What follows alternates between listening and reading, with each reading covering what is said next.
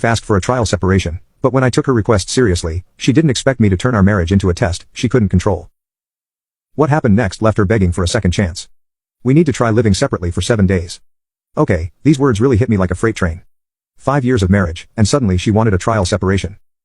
Not because of any major fight or betrayal, but because she needed space to reassess our relationship.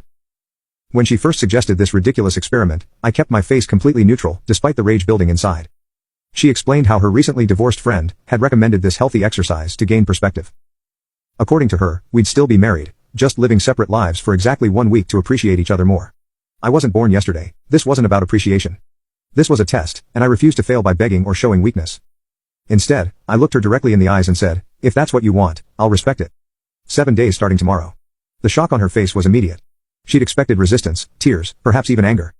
My calm acceptance threw her completely off balance. She stammered, asking if I was upset. I simply replied, you've made your decision. I'm making mine on how to handle it.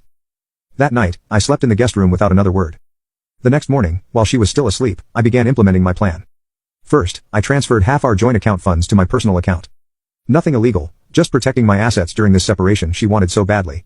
By 9 a.m., I had blocked her on all social media platforms and changed my relationship status to, it's complicated. My phone immediately exploded with notifications from mutual friends. I ignored them all.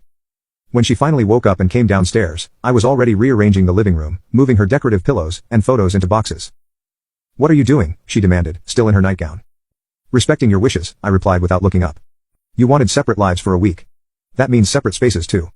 While she stood frozen, I continued methodically removing every trace of her from the main bedroom. Her clothes were carefully packed into suitcases and placed in the guest room. Her toiletries, makeup, everything relocated. I wasn't angry or spiteful about it. I was efficient, calm, and resolute. This is not what I meant, she protested, following me around as I worked. We're supposed to be reflecting on our relationship. Not, I am reflecting, I interrupted. And my reflection tells me that when someone wants space, you give it to them completely. No half measures. By midday, I had transformed our shared spaces. The house now reflected my aesthetic alone. Minimal, functional, distinctly masculine. Her plush throws, scented candles, and artsy photographs were neatly boxed up in the spare room where she'd be staying.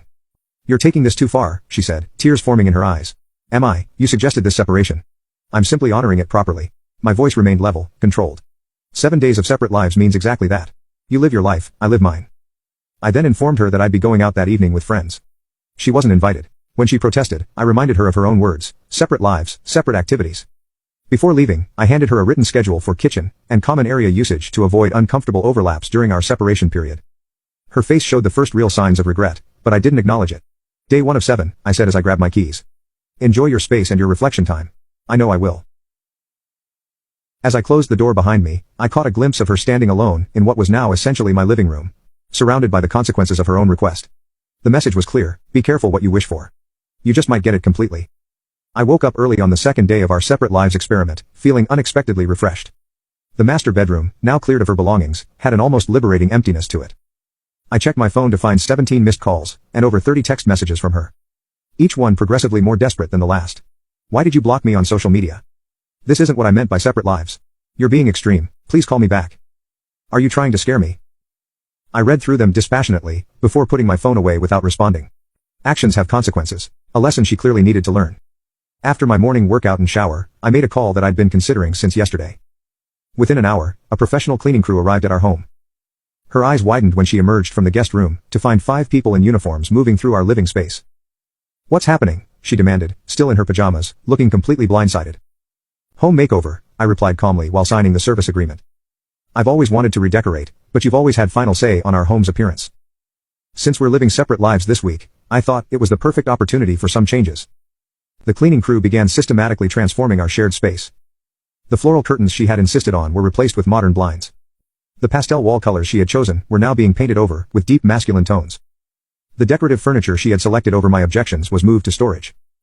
You can't just change everything without consulting me, she protested, voice rising with each word. Actually, according to you, we're living separate lives right now. I don't need to consult you about my life decisions during this period. That was your rule. She stormed back to the guest room, slamming the door. I continued directing the crew with specific instructions on how I wanted my living space to reflect my preferences. Not hers, not ours, but mine alone. By midday, I received a text from her saying she was coming home early from work to discuss this situation properly. Her message radiated panic and regret. I didn't respond, but I made my own preparations. When she arrived home at 2 p.m., she found me in the newly redecorated living room with an attractive female colleague. We were reviewing documents spread across the coffee table, sitting comfortably close to each other. "Oh, you're back," I said casually. "This is Vanessa from my office." She needed help with a project, and since I have this new independent living situation this week, I invited her over. The look on my wife's face was indescribable. A mixture of shock, jealousy, and dawning horror at the implications of her separate lives proposal. Vanessa, who knew nothing about our situation, smiled politely and commented on how nice the new renovations looked. "I should go," my wife muttered, clearly thrown off balance by this unexpected scenario. "Whatever works for you," I replied with professional detachment. "Remember the schedule for common areas that I made? It's on the fridge." After she retreated to the guest room, Vanessa and I continued working for another hour. When she left, I made no effort to explain the situation to my wife, who remained sequestered in her temporary space. That evening, I ordered delivery for myself, only her favorite restaurant, deliberately. The scent of the food filled the apartment. When she emerged, eyeing the food longingly, I simply continued eating while watching a game on our newly repositioned television. "We need to talk about what's happening," she finally said, her voice smaller than I'd ever heard it. I looked up briefly. "Day 2 of 7. We can talk on day 8 when this experiment of yours is complete. Until then, I'm taking this separate lives concept seriously, exactly as you requested." As she stood there, I could see the realization washing over her. This trial she had initiated was revealing consequences she hadn't anticipated. The separate lives she had asked for were becoming increasingly real, and with each hour that passed, the distance between us grew more tangible. "This isn't what I wanted," she whispered. "Then you shouldn't have asked for it," I replied, turning my attention back to the game. The ball was in her court now, but I had changed the rules of engagement entirely. Day 3 of our separation experiment brought unexpected developments. I woke to the sound of my phone buzzing incessantly, not with messages from my wife, but from our mutual friends. Apparently, she'd been reaching out to everyone in our social circle, spinning her version of events. "Dude, what's going on? Your wife says you're taking this break thing way too seriously," read a text from my closest friend.